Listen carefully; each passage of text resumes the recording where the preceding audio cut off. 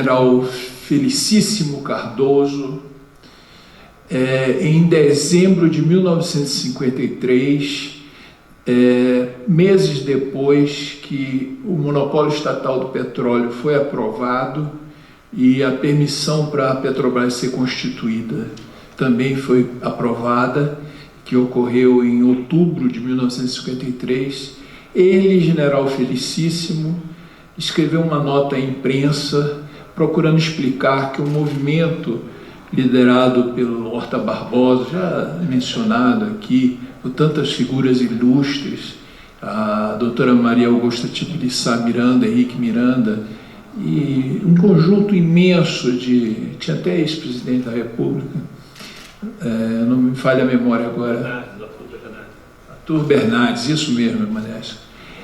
Pois bem, ele dizia lá nessa nota à imprensa que o movimento ia continuar assim porque as multinacionais, ele chamava na época de trustes, os trustes ficarão alerta e não vão se conformar com a perda que eles tiveram e vão continuar tentando mudar a legislação brasileira para poder dar acesso às petrolíferas deles.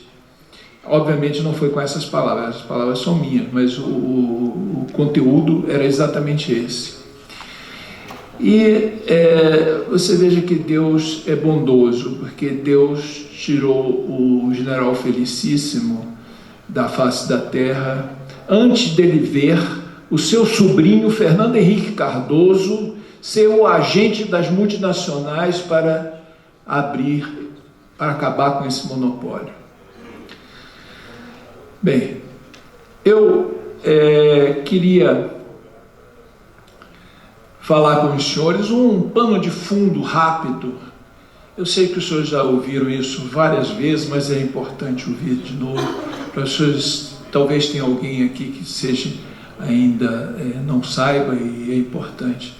O petróleo, ele é primordial para a vida moderna, para as economias.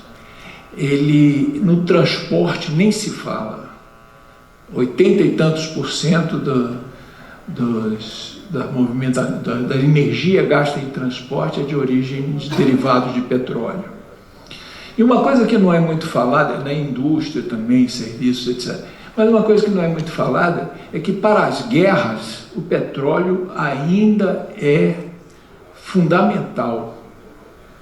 Todas as forças armadas do mundo, elas precisam de petróleo para garantir a sua segurança e, eventualmente, os seus ataques a outros países.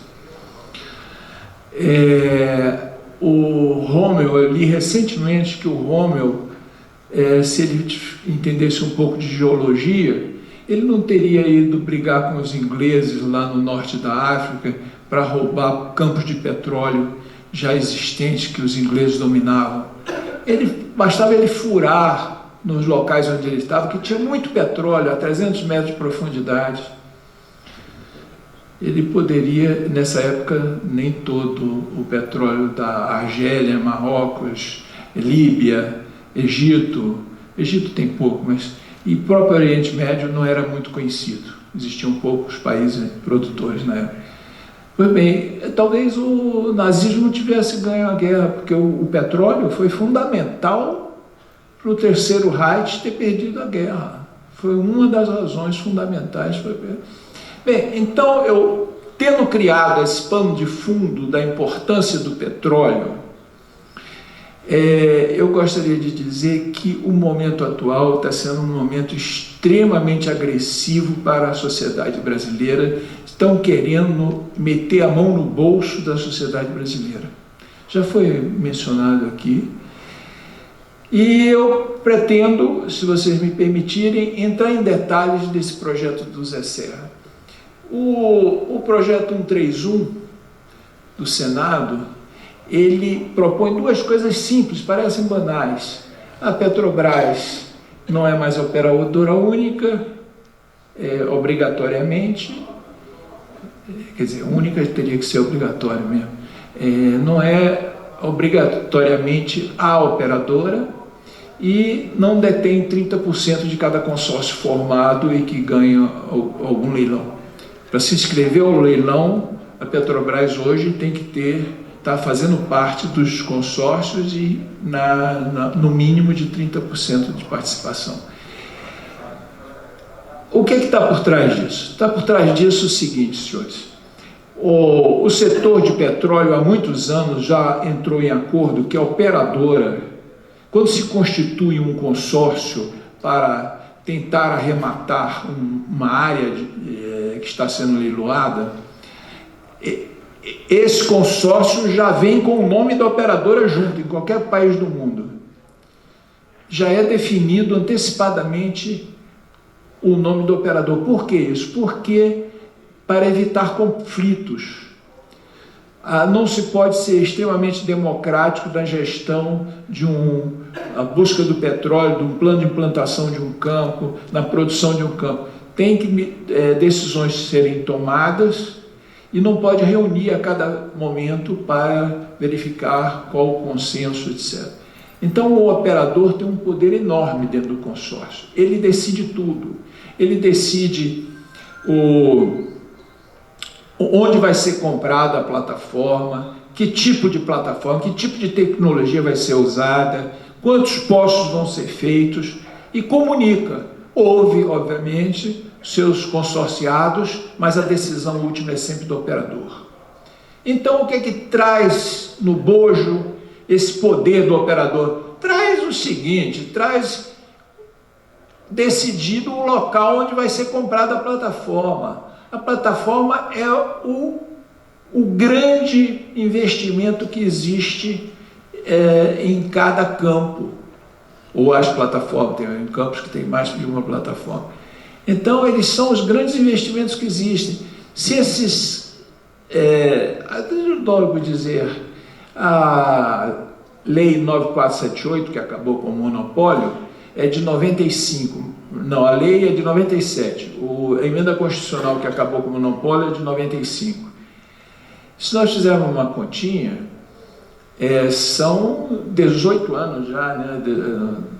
97 mais 15, para 15 é 18 anos.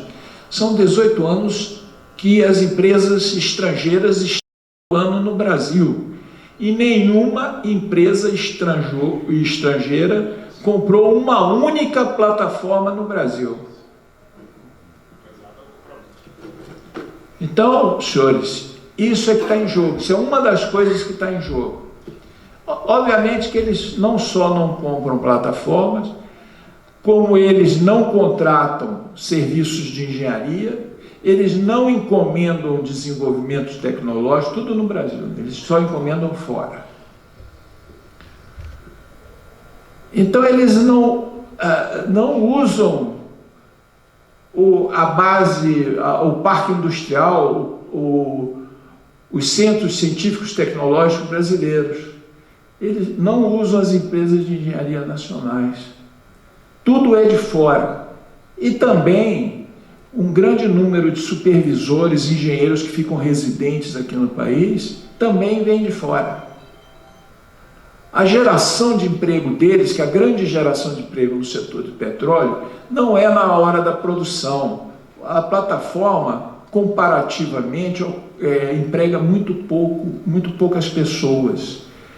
O grande emprego de pessoal se dá na hora da implantação do campo, especificamente na hora da construção da plataforma. É aí que existe a grande emprego de mão de obra, que obviamente eles não ajudam.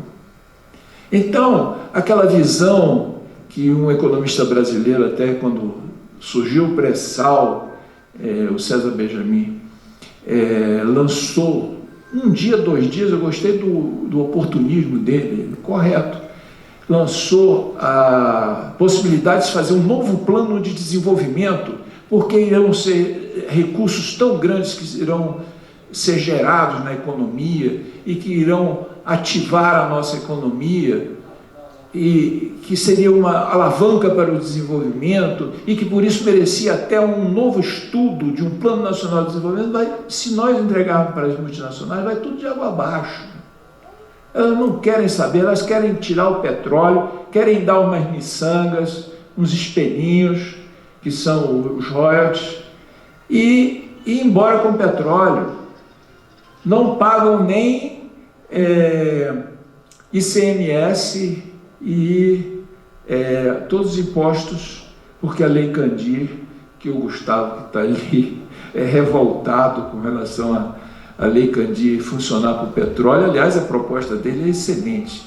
Nós poderíamos, pelo menos, suspender a Lei Candir para o petróleo, porque quem exporta petróleo, quem vai exportar muito petróleo no Brasil são as multinacionais.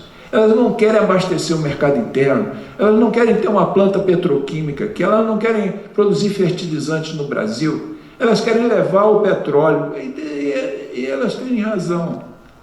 Do ponto de vista brasileiro, elas não têm nenhuma razão, mas elas têm economicamente razão, empresarialmente razão, que elas têm unidades de refino nos seus países de origem, países de origem esses que muitos deles não têm petróleo, então elas têm que garantir a sobrevivência das suas refinarias lá.